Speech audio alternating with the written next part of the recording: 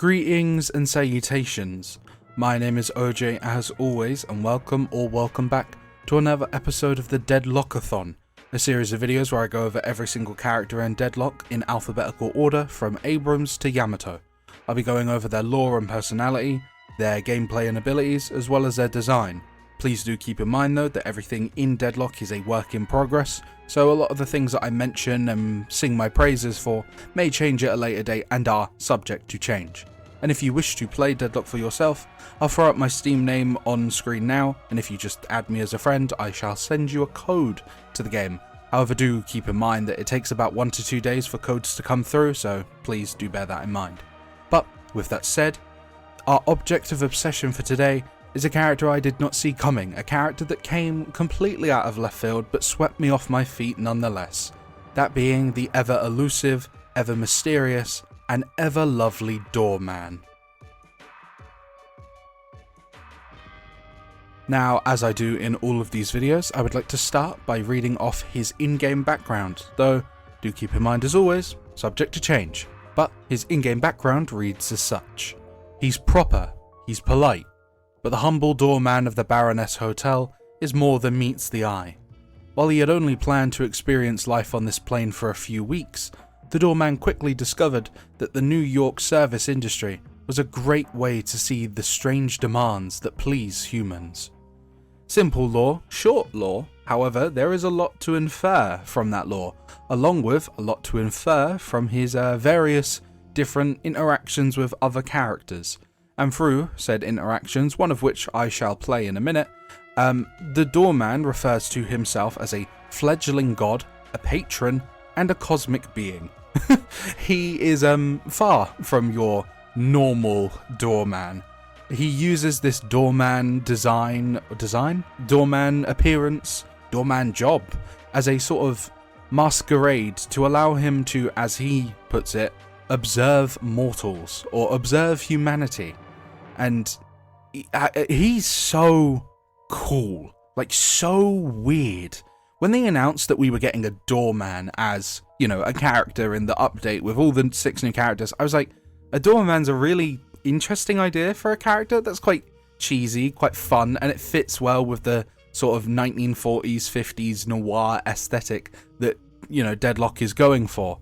And then it turned out that the doorman was an otherworldly eldritch being who is on the level of the patron, or who refers to himself as a patron and a fledgling god. Like, this is a eldritch god in the body of a doorman. That's sick as shit. That's one of the coolest ideas I've ever heard. Like, I know it's kind of a cliche to have, the character that you wouldn't look at twice to be some otherworldly entity that loves observing humanity. Like, that feels like a weirdly common cliche, but man, it kills me every time. I love it every single time, and I think the doorman might be one of my favorite interpretations of that, you know, common trope. I like that he says in an interaction with Paige that he uses the doorman name to ground himself, to remind him that he's here to serve and not to rule, which alludes to him being far more powerful than like anyone on the roster. He's probably the strongest character on the roster, maybe, unless I'm just forgetting things or being stupid.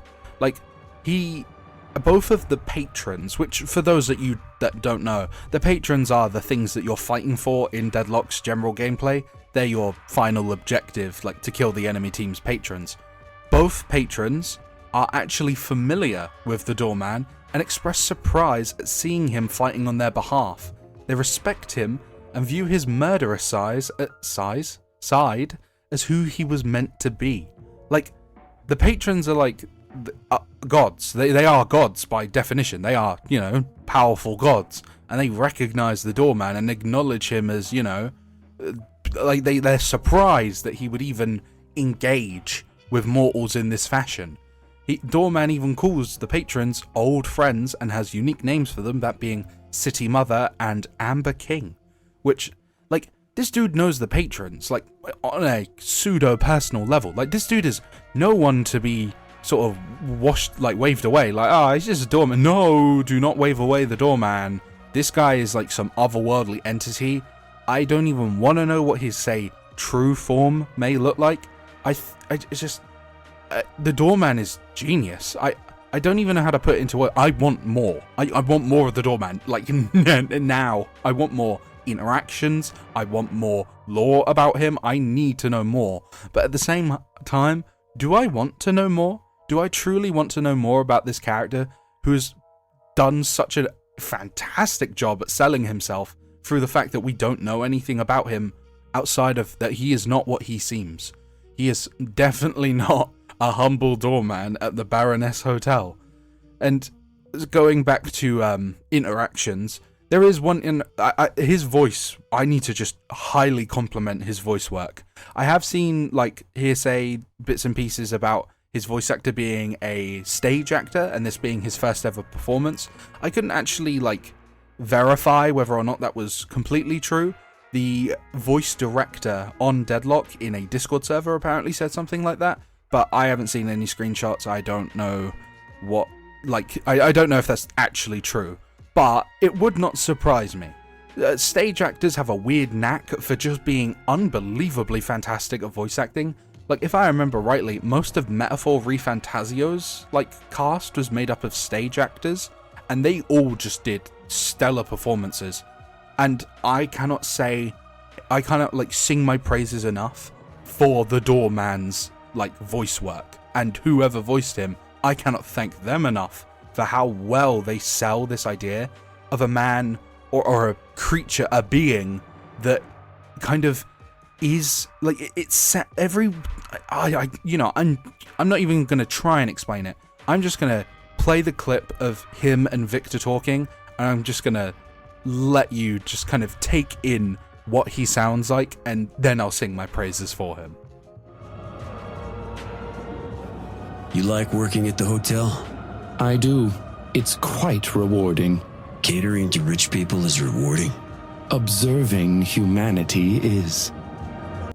I just can't. The way he speaks is just amazing.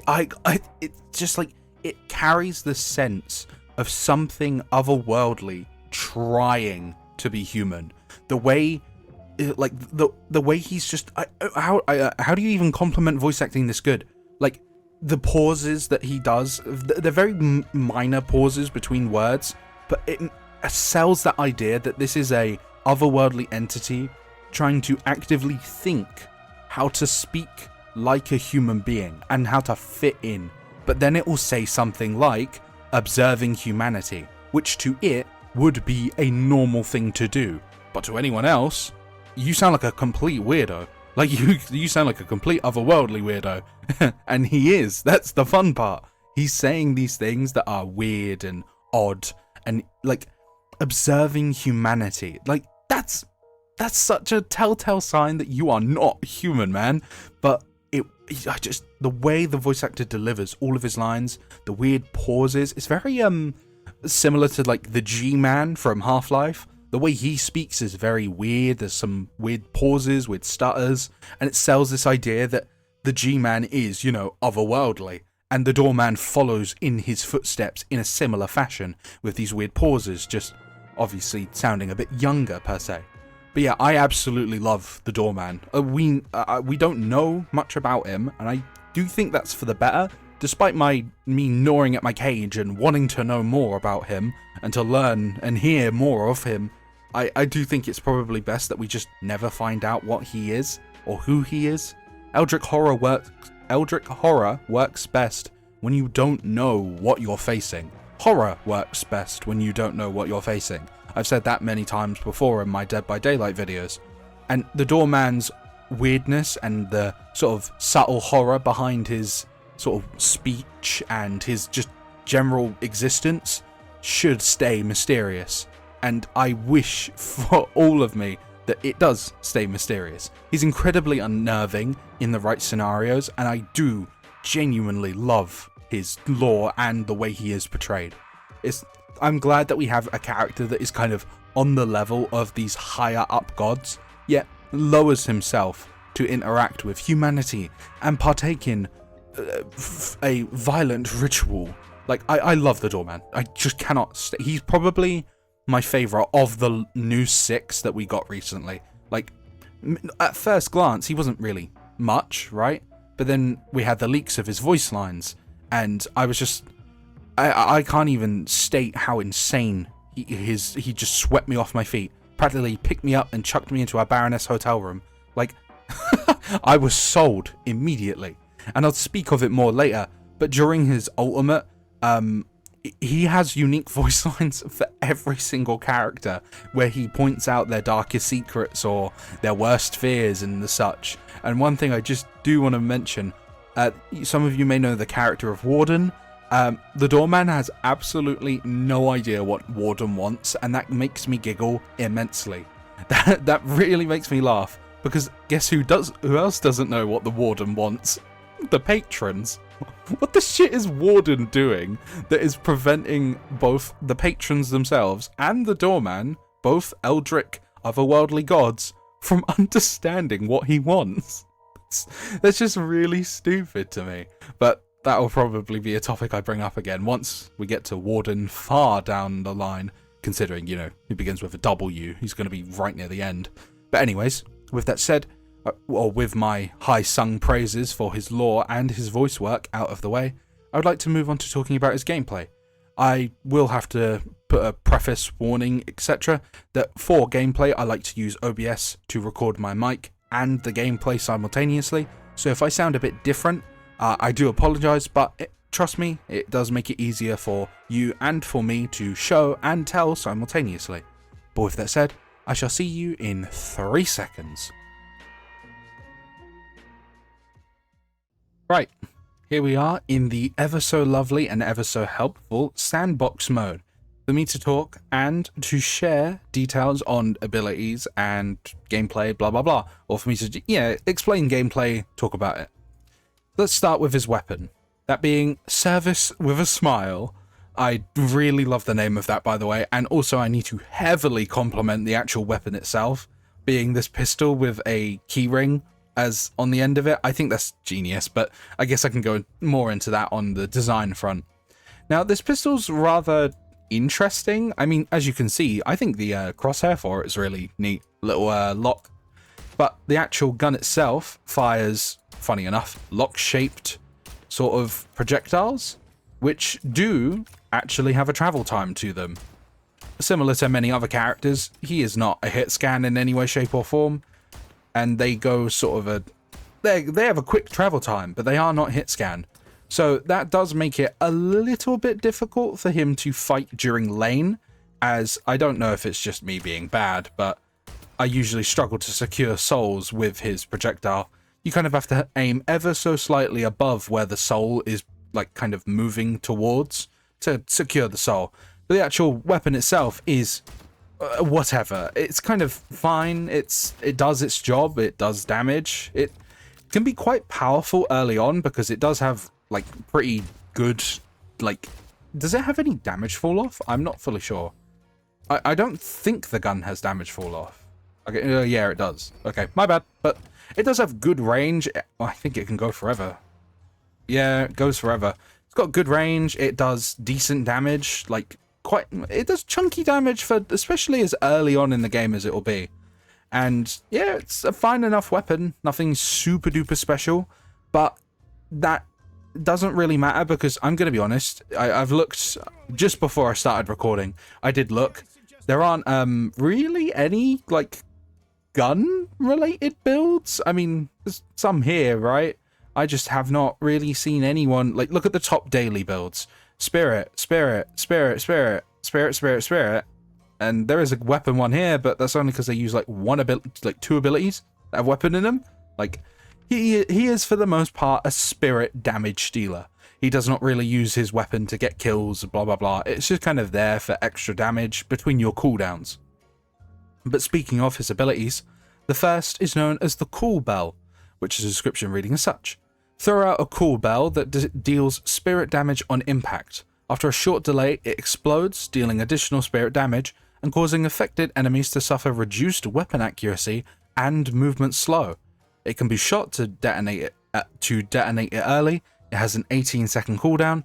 It does 41 damage on impact, 72 damage on explosion. It reduces weapon accuracy by 100% and movement speed by 30% for a 4-second duration. Now, what the actual ability itself looks like is a bell. It kind of goes out for a bit and then slows, like it goes out quite quickly, but then slows and then stops. It can be shot to be exploded. After a certain amount of time, it will then explode. What it means by impact, by the way, is that if you throw it and it hits someone, it will damage them if it passes through them. And you can see this sort of small ring around it to show where its explosion is about to go off. And as you can shoot it early. I don't think it doesn't reduce the damage of the explosion. So when you can, or when you see the opportunity to, you should be shooting them as often as possible, just to get the extra damage in. And you can, of course, like throw it and shoot it, even though I fumbled that very badly. You can. This is kind of, I wouldn't say this is his bread and butter. All of his kit is very sort of, it all works in their own individual manners. But a lot of your damage will be coming from the cool bell, because it does scale very nicely with abilities and items and the such. But its first upgrade increases its radius by 2 meters, going from 5 to 7 meters. Its Its second upgrade increases its impact damage by 30 and its explosion damage by 50, raising impact to 71 and explosion to 122. And its third upgrade causes the impact to create a half radius explosion, meaning that it will create a mini explosion that is 3.5 meters in size, I think. I know my math, and that, by the way, looks as such. Makes like a secondary explosion. The increased radius is, quite clear as well, and the damage is obviously a nice boost. This is kind of your bread and butter, as I said. It's not his bread and butter, but it's like the main ability you'll be using to deal damage. Just for a show of the actual slow itself, though. Wow, I fumbled that immensely. Yeah, the slow is pretty good. The Doorman himself, when it comes to his gameplay, I would personally argue he's found himself a nice place as a backline support, in a sense. A lot of his abilities allow his teammates to do things better, or secure kills, or, like, for example, as it says, reducing weapon accuracy and reducing their movement speed helps your teammates secure kills, because say you're fighting someone like Hayes, she will now struggle to shoot people because of the reduced weapon accuracy, and she'll also struggle to run away because of the reduced movement speed. You yourself won't be able to kill her, but your teammates will. He acts surprisingly well as a backline support, and it weirdly works for him. That's very befitting of a man or a being that supposedly wishes only to view and observe humanity. It really fits him, and I like that sort of gameplay pathway they went down. But anyways, moving on to his second, and probably one of the most complex abilities in the entire game, that being the doorway, which has a description reading as such. Place 2 connected doors in the world. Players and most projectiles entering one door will exit out through the other. The doors will close at the end of the duration, or if the ability is activated again. 2 doors must be placed within the doorway distance of each other. Now, for anyone who's played another Valve game known as Portal, this will look incredibly familiar. You can place a door down. The door will appear in the actual terrain, though, of course, it won't be flat against it. It's sort of a set of double doors. Now, when you press the ability button again, you will see this sort of blue kind of outline on a lot of stuff. The blue outlines usually show where you cannot place things. Like, I couldn't place it on the railing. But it also shows the range. So, for example, I cannot place the door here because it is outside of this range. But, say I were to place the door, shall we say, up here? The doors are now open, one of them, funny enough, being yellow, the other being blue. If that was orange, it would be a perfect match. And if I look through this door, look, I can see myself. And, more importantly, if I throw, say, the bell, look, it goes completely through one door and out of the other. This is one of the most complex and fun abilities in the entire game. And somehow, I don't know what wizards work at Valve, but somehow the PC that I am using is not crashing. Every other game with portals always struggles to exist. Like, for example, Marvel Rivals. Doctor Strange has a portal, and every time he opens that damn portal, my PC suddenly starts to shit itself. But somehow, I can open these doorways and look, no performance issues. You're not seeing any lag. I'm not seeing any lag. I don't know what tech wizards work at Valve, but they genuinely do need a raise. But yeah, literally anything and everything can go out of the doors and in it. Like, as you can see, my bullets are appearing through the other side of the doors. I myself can obviously walk through them. Enemies can also pass through them, which is something you do need to keep in mind. And these doors can be used for anything, everything, everywhere, all at once. Like, if I could make a video on the doors alone. Like, these doors are just insane. Like, there is so much potential on the actual map itself. Like, actually, that might be worth a shot. Actually going to the map itself to display some of the uses of the doors. I may just do that. Yeah, let's take a detour. Let's take a detour. Just quickly. Just to show some of the applications that these doors can have. Because they are incredibly strong, and I can only show so much in the sandbox mode. So yeah, it may be worth just to explore New York City together and just make a show of what the doors can truly do. I do hope I can obviously turn off cooldowns though, because otherwise this would be... Thankfully I can. So one of my personal favorite examples actually comes from this area over on some of the side lanes. Doorman performs very, very well in the side lanes, funny enough. So in some instance, you could be fighting on this lane, say you're over this side, right? I will ignore the thingy, the Guardian, just for a quick second. So one of the things that I did, I don't remember if it was I think it was in my first game as him, funny enough, when he released. What you can do is place one door up here, as well as, please do keep in mind that the doors can be a bit finicky sometimes. They are kind of awkward to place at times.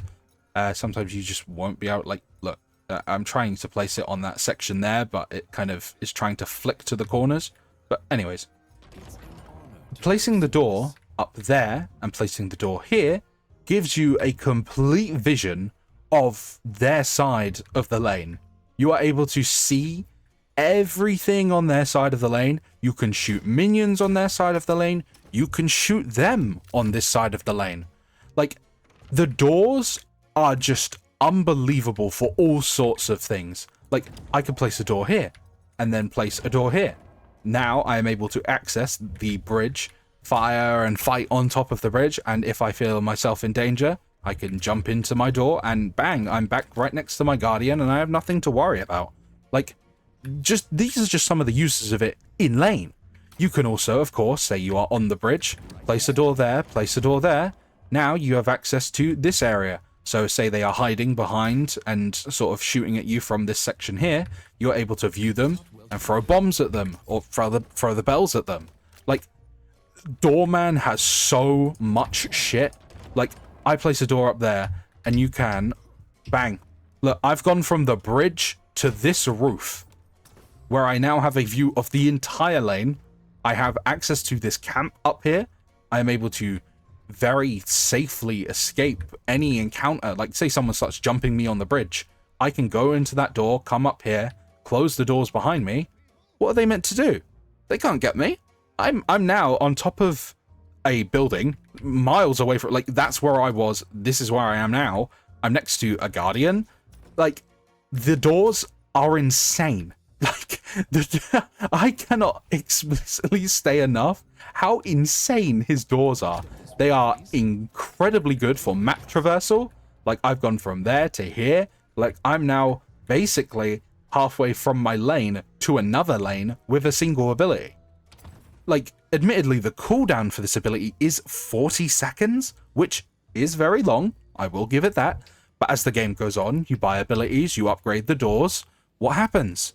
Oh, you actually reduce the cooldown, meaning you can use the doors more often. And, as I shall now point out, its upgrades increase its duration to 30 seconds. You grant yourself a barrier first time traveling through the door.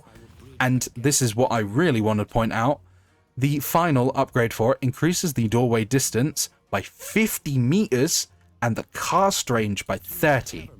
So, let's place a door here. Look how far away I can place a door. I'm going from right next to blue lane, placing this door up here, and I am now next to their walker on the same lane. Do you see how insane the door is? Like, this ability is just unbelievable and incredibly fun at that. Like, I'm not kidding. Look, say I'm being chased. Say I tried to take their walker, fumbled the play a little bit, and I'm being chased. Door here, door there. Walk through door, close. Now what? I got away. Dude, that's a free escape tool. It's not free, of course. You have to use up the ability. It could be on cooldown. You can very easily be caught out when that ability is on cooldown. But if it's not on cooldown, well, what are they meant to do? They can't touch you if you have your door off cooldown. Like, seriously, this ability is incredibly insane, complex, can be used in all sorts of creative manners. I've seen all, and remember, it's not just you who can use these doorways. Your teammates can too. Your teammates could do all sorts of shit by using these doorways. Say you have, let's use Lash as an example. Say you have a Lash on the team. You can place a doorway there. Lash can run through, use his ult, and immediately just use it. He doesn't have to use up a cooldown of his jump ability. Like, there's so much bullshit you can do with the doors. You could, say for example, there's a Haze on your team. Oh, you place your door there, place another door there. Haze runs through here, drops down, and uses her ult, and just kills a bunch of enemies.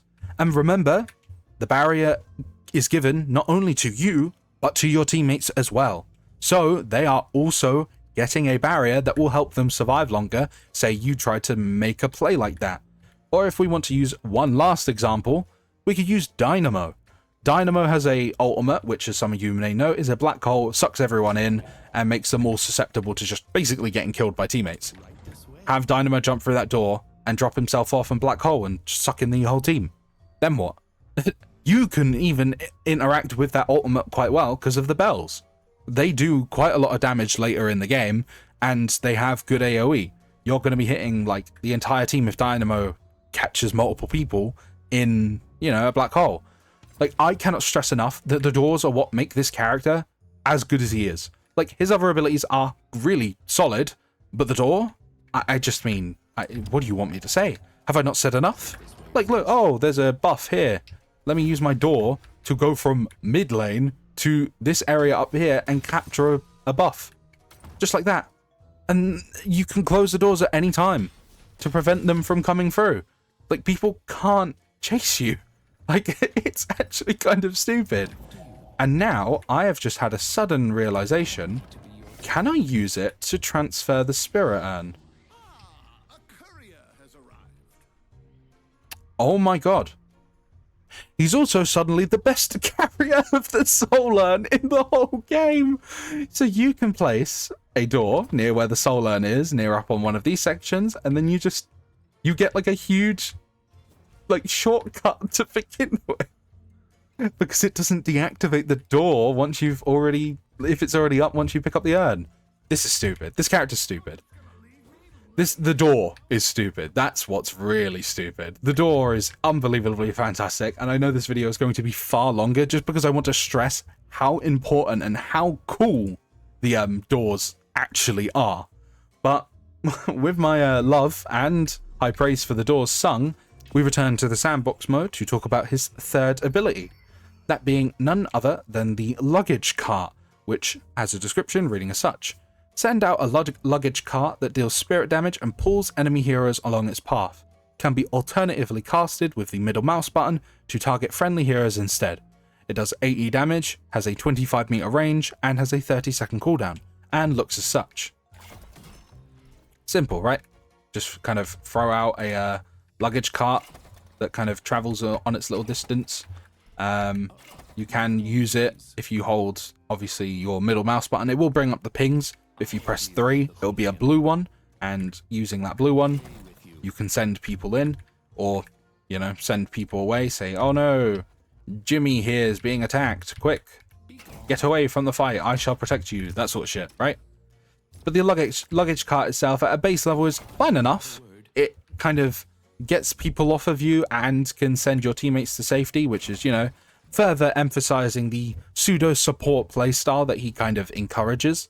But with that said, the first upgrade reduces the cooldown to 22 seconds, so takes away 8 seconds. The second upgrade increases its cast range by 15 meters, so puts it up to 40 meters. And its final upgrade, which is probably the most important one, is that it increases the cart damage by 50 and deals 130 damage and places a 1.2 second stun if the enemy being carried by the cart impacts with a wall, which looks as such. Small stun sort of thingy, the little star above their head. And yeah, a lot more damage. This ability is solid. I really suck at aiming it though. I don't know if it's like just me, but it feels a bit awkward to aim. You kind of have to pre-plan for where an enemy will end up on the cart's sort of travel path. Because again, the cart has a, well, travel time. It doesn't just immediately shoot out.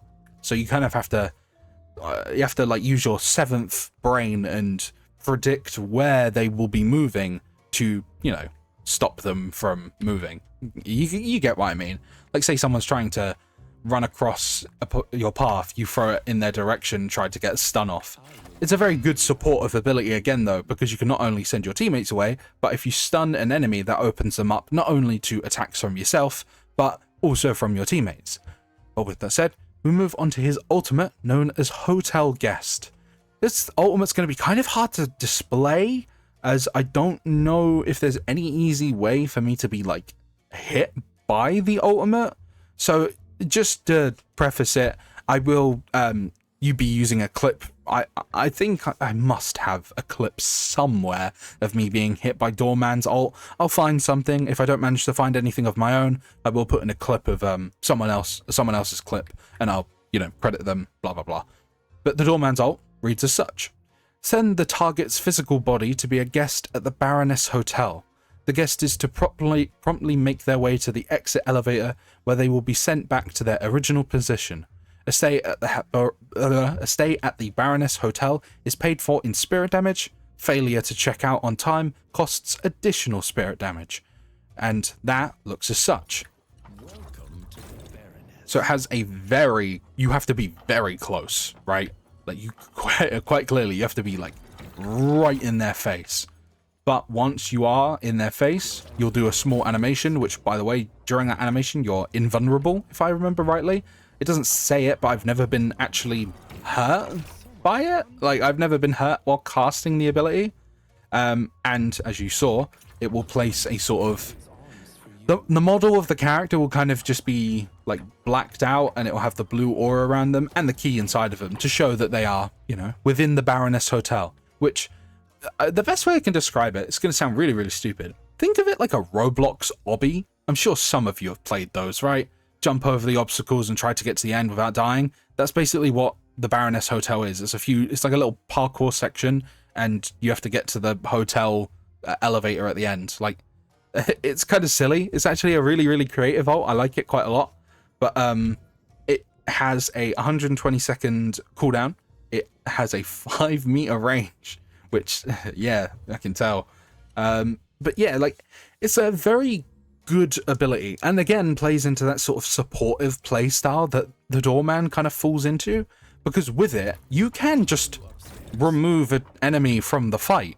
Like, say, I don't know, Hayes is jumped into the fray and started ulting. If you are quick enough, you can run up to her and use your ult on her to just remove her. Her ult will get cancelled. She will be out of the fight for 5 seconds, and you know, a lot can happen in 5 seconds, right? But like, again, I'll have to show what it looks like on screen when you are hit by it. But for you, as the Doorman, it helps you eliminate a target from the fight, allowing you to, you know, fight other people. It can be useful on, like, say Abrams. He's like trying to tank for his team. You can just remove him, and without the tank in the way, then you can just kind of barge past and kill everyone else, all of the other squishies, whilst obviously doing, you know, some half decent damage to Abrams himself. But on its first upgrade, the cast range has increased to 7 meters. Wow, a truly glorious amount. Look at the distance now. Sorry. Its second upgrade makes it so you are unstoppable while channeling. there's my answer why I never take damage during it. Unstoppable, for those that don't know, make you immune to any stuns and any damage, like completely. And on its third upgrade, you reduce the cooldown by 50 seconds, making it a 70-second cooldown, which is very short for the plays that you can make with this ultimate. Obviously, as I said, the doors are very potent. So you could, theoretically, if you are sneaky enough with it, place a door in a situation where the enemies don't see you, drop in, and then just take away one of the guests. Like, send them to the hotel and call it a day.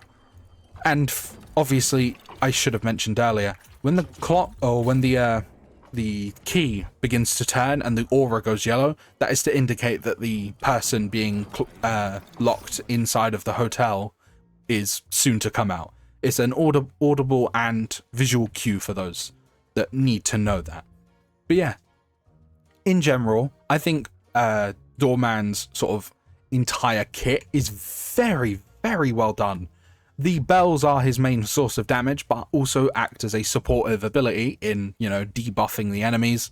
Same goes for the luggage cart. It does decent damage, but also is able to debuff the enemies by just shoving them away or stunning them if they hit a wall. But again, it helps your teammates as well, because you can use it on a friendly hero. I'm not even going to mention the doors. I'm sure you lot are all bored of me talking about how good the doors are. The doorway is unbelievable, unimaginably good, and is useful in every scenario ever. Soul Earn, Rejuvenator, laning, normal, just objective capture shit. Like, it's useful at all times. There is not a time where the door is not useful. And the hotel guest ability is also very useful, because you can get rid of an enemy from the fight, which does make a difference in a big, like, 6v6, 5v5 team fight. If it's a 6v6, now it's a 6v5. And if you can get rid of a priority target, like, say, maybe a Kelvin who's doing a healer build, you get rid of Kelvin, they ain't got, like, a healer. They haven't got, like, a support in a sense. Yeah, Doorman is very disruptive. He's a support in the sense that he doesn't actually heal or give buffs to teammates in, say, the way that someone like Paige would, or, as I mentioned, Kelvin would. He's more of a disruptor. He will make it harder for the enemies to fight back, which allows your teammates and you yourself, because he does do some respectable damage, to kill people. He's an incredibly fun character, one of the most unique kits I've ever seen in a hero shooter. It's very rare that you see a character in a hero shooter whose, like, sole purpose is to support through the act of disrupting the enemy, not to actually heal or give his teammates. Like, he doesn't give his teammates any buffs in any way. He just makes the enemies weaker to let them kill. And it works, as I said, very well lore-wise. It fits him very well in a, you know, in the sense that he is, you know, a otherworldly entity observing humanity. He plays a backline role to help humans partake in their jobs and fulfill their desires. Very fitting for him. But with my very long talk of gameplay done and dusted, I would like to talk about his design, which, probably not to anyone's surprise, I am very, very fond of his design. It's incredibly simple, right? But that is the point of it. He is all but a simple doorman. He has the cute little cap with sort of, you know, the strap around the chin to hold it on his head. He has like a he has a fancy kind of coat. He looks like someone who you would not really bat an eye to. His design is intentionally uninteresting in a sense. He is wearing black trousers with yellow stripes on them. He has brown suit shoes. He has a sort of maroon? Yeah, maroon? That is the right color, right? I know, I think I should know my colors. A maroon jacket with golden buttons and sort of a keyhole on the chest area. And, you know, he's got his little cute hat. But what kind of interests me about him is, you know, like, he looks relatively normal, but then you have the eyes. Those bright, sort of unnaturally blue eyes are just that small bit added to his design that tell you that he is not everything he seems. Like, if you were walking around and you spared a passing glance to the doorman and said, "Ah, thanks for holding open the door," you wouldn't think twice about him, would you? No, of course you wouldn't. But if you spend more than, say, 5 seconds looking at him and kind of judging his appearance, you would quickly realize there's a sort of uncanny valley feel to him. He has a very uncanny valley to him. That's the word I was looking for. He is vaguely human, but you just know if you look at him for too long, or if you speak to him for too long, that he'll crack in a way. You know that he's not human after a while. I really love his design. It's so simple, incredibly simple, but that's the point. You're not meant to really think twice about him in a looks-wise sense. He's meant to be someone that you can spare a passing glance to and never think twice about, which works for him perfectly, because all he wants to do is observe humanity without said interruptions. And I really love his gun. I absolutely love the gun having the sort of the keychain on the bottom of the I don't know my gun parts. Hilt. That's a sword thing. The grip. Yeah, let's go with the grip. I think it's called the grip. I'm British. You think I know my guns inside and out? Have I been playing shooter games since I was like 2? Yeah, but I'm just having a momentary lapse of judgment. I really love his gun. It's really fantastic. I like that the keys have like jiggle physics. Like if I just wave my gun around, you can see the keys wobbling. And those magical like golden glowing keys on his hips. Don't know what those are about, but I do like them. I love his design. It's so simple, but I don't have much to say about it because it's intentionally so simple. That's the allure of it. Simple, but holds far more underneath the surface. I'm also fond of his standing position, his stance, some may say. I like his little arm behind his back at all times. It's very rare that he ever actually does take his arm out. I mean, even for his melee animation, he still has his arm behind his back. Speaking of his animation, just very quickly, I think his dash animation is like really funny. Like he does like a sort of sprint, like an actual athlete sprint whenever he dashes. And it just kind of makes me giggle. And before we end off this video, I would like to just mention his slide. He is determined to keep that arm behind his back. Like, he will not stop putting that arm behind his back. And it makes me just laugh. But yeah, as I said, this is now the end of what is probably the longest video yet, I think. I think I'm at the 40-minute mark. I'm not sure. The recordings are separate for the beginning and stuff about lore, personality, and gameplay. You can thank the doors for that. I don't think any other character is going to have a video like this long. Like, if I just look at the roster, yeah, I don't think anyone besides Doorman would have a video this long. But yeah, I absolutely love the Doorman, which is... I don't know if you know that, though. Maybe I have to say it 20 billion more times before the video's over and stretch it to an hour. That would be really cool, don't you think? I'm just kidding, of course. But yeah, this is the end of the video. I hope you have enjoyed it, and if you have, and you found it informative, please do like, comment, and subscribe if you feel so inclined. I hope you have a lovely rest of your day, whether that be a good morning, afternoon, evening, etc. And the next video in this series will be on another new character that I have very high sort of fondness for, that being none other than definitely not Matt Mercer, also known as the Drifter.